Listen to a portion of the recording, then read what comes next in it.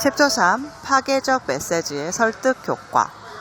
1970년대 초 미국을 아름답게 유지하는 모힘이라는 단체는 역사상 가장 효과적인 공익광고로 꼽힐 정도로 너무나 감동적인 광고를 만들었다. 미국 사람들이 일상적인 텔레비전 시청이라는 식단에 도덕적인 시비 점유를 추가할 목적으로 만들어진 이 광고는 미국 원주민 한 사람이 나온다. 그는 눈앞에 펼쳐진 환경 파괴의 실상을 보고 펑펑 통곡을 하는 것이 아니라 눈물을 한 방울 뚝 떨어뜨린다. 오랜 시간이 지난 후 이 단체는 새로운 캠페인의 옛 친구를 다시 등장시켰다. 새 광고에는 우선 버스 정류장에서 기다리고 있는 사람들 몇 명이 나온다. 그들은 커피를 마시거나 신문을 읽거나 담배를 피우는 등의 일상적인 행동을 하고 있다. 버스가 도착하고 모두 버스에 탄다. 카메라는 사람이 떠난 빈 정류장을 비친다. 거기에는 종이컵, 신문, 담배, 꽁초만이 나뒹굴고 있다.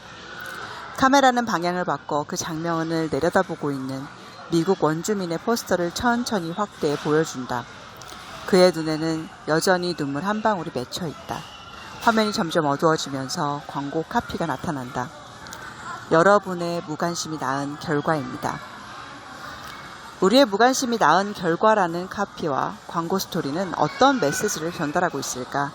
많은 사람들이 쓰레기를 아무데나 버리는 행동을 단호히 반대함에도 불구하고 실제로는 그런 행동을 하고 있다. 물론 쓰레기를 버리는 행동 자체를 반대하는 메시지가 설득적일 수 있다. 그러나 사람들은 흔히 그런 행동을 한다는 사실을 알려주는 것이야말로 그런 행동은 남들도 다 하는 별것 아닌 행동이라고 말하는 것이다. 사회적 증거의 법칙은 사람들이 가장 대중적인 행동 방침을 따르는 경향이 있다는 것을 뜻하므로 대중적인 행동이 바람직한 경우는 괜찮지만 그 반대일 경우에는 해로운 결과를 낳을 수 있다. 일상생활에서 이와 비슷한 예를 얼마든지 찾아볼 수 있다. 수많은 병원 예약 시간에 나타나지 않는 환자들을 점잖게 꿀짓는 포스터를 대기실 벽에 붙여놓지만 예약 시간을 지키지 않는 사람들은 오히려 더 늘어난다.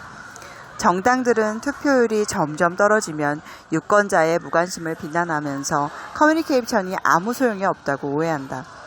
애리조나의 화석의 숲 국립공원을 찾는 사람들은 땅에 떨어진 석화된 나무 조각을 가져가는 사람이 너무 많아서 공원의 존립 자체가 위협을 받고 있다는 내용의 표지판을 보고 재빨리 도둑질을 배운다. 표지판에는 정확히 이렇게 적혀 있다. 나무 조각을 훔쳐가는 사람들 때문에 매일 우리의 유산이 파괴되고 있습니다. 여러분의 작은 조각 하나씩만 가져가도 매년 14톤가량의 석화된 나무가 유실됩니다. 이러한 캠페인을 주도하는 실무자들은 부정적인 사회적 증거가 그 행동의 부적절함보다는 만연한 현상이라는 점에 관심을 집중시킬 수 있다는 점을 미처 알지 못한다. 비록 이러한 예들이 현실 상황을 그대로 말하는 것뿐이고 선한 의도에서 나온 것이라 할지라도 결국 상황을 악화시키는 것밖에는 안 될 수도 있다. 실제로 우리는 한 대학생이 해준 이야기를 듣고 화석의 숲에서 일어나는 절도 행각을 알게 되었다. 그 학생은 여자친구와 함께 화석의 숲에 갔다고 한다. 그리고 석화된 나무를 훔쳐가지 말라고 경고하는 공원 표지판을 보게 되었다. 표지판을 읽고 있던 그는 법 없이도 살 여자친구가 옆구리를 쿡 찌르며 속상이는 소리를 듣고 까무러치는 줄 알았다. 그녀는 이렇게 말했다. 우리도 하나씩 챙겨가야겠는데? 부정적인 사회적 증거가 어떤 영향을 끼치는지 또 어떻게 하면 보다 효과적인 메시지를 설계할 수 있을지 알아보기 위해 우리는 다른 행동과학 연구팀과 화석의 숲 국립공원에서 절도 예방 목적의 표지판 2개를 만들었다. 부정적인 사회적 증거를 이용한 표지판은 많은 사람들이 나무를 훔쳤다는 정보를 전달했다. 정확한 문구는 다음과 같다. 이곳을 다녀간 많은 사람들이 공원에서 석화된 나무를 가져갔기 때문에 숲이 훼손되고 있습니다.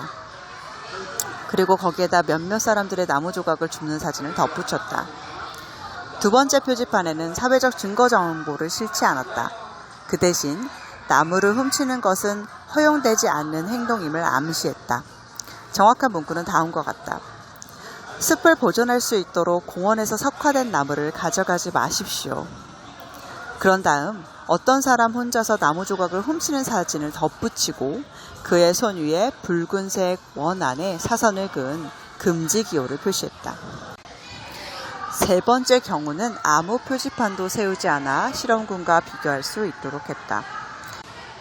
우리는 방문객들 모르게 나무 조각들의 표시를 해서 산책로를 따라 늘어놓았다.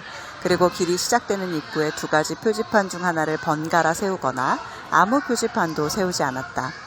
이러한 설계를 통해 표지판의 종류가 절도에 미치는 영향을 관찰할 수 있었다. 그런데 국립공원 관리당국을 아연케 하는 결과가 나왔다. 표지판을 세우지 않은 통제군 실험에서는 전체 나무 조각의 2.92%가 도난당한 반면 부정적인 사회적 증거 메시지를 전달한 실험의 경우 7.92%가 도난당했다. 대략 3배가 증가한 것이다. 결과적으로 부정적인 사회적 증거 메시지는 범죄 방지 전략이 아니라 범죄 조장 전략이었다. 이와는 대조적으로 나무 조각을 훔쳐가지 말라는 메시지만 전달한 경우에는 아무 표지판도 세우지 않은 통제군보다 약간 적은 수치가 나왔다. 결과적으로 바람직하지 못한 행동이 매우 빈번하게 일어난다는 점을 알려주는 경우 의도하지 않은 악화된 결과를 초래할 수 있음이 입증되었다. 따라서 이런 종류의 상황을 다룰 때에는 부정적인 사회적 증거를 제시하지 말고 어떤 행동은 하고 어떤 행동은 하지 말아야 할지 관심을 집중시켜야 한다. 아니면 바람직한 행동을 하는 사람들의 사례에 초점을 맞추는 것이 좋다. 때로는 통계 자료를 다른 각도에서 해석해보는 것도 좋은 방법이 될 수 있다. 예를 들어 공원에서 매년 14톤의 나무들이 도난당하고 있다는 부정적인 사실에 주목할 수도 있지만 실제 도둑의 수는 공원 규칙을 준수하고 천연 자원을 보존하는 수많은 사람들에 비하면 턱없이 적다. 이런 긍정적인 사실을 강조할 수 있는 것이다. 설득력을 높이는 데 이런 결과를 어떻게 활용할 수 있을까? 원래 회의 참석률이 저조한 것을 알게 된 사장의 입장을 가정해보자. 이런 경우 일부 사원들이 불참했다는 사실을 환기시키기보다는 그런 관행에 반대 의견을 표시하고 참석자의 수가 더 많다는 사실을 지적하면 불참자가 소수라는 점을 강조할 수 있다. 마찬가지로 새로운 업무 방식이나 시스템 혹은 새로운 고객 서비스 방식을 고지해야 할 때 이미 일상 업무에 적용한 부서나 직원이 얼마나 되는지를 언급하는 게 좋다.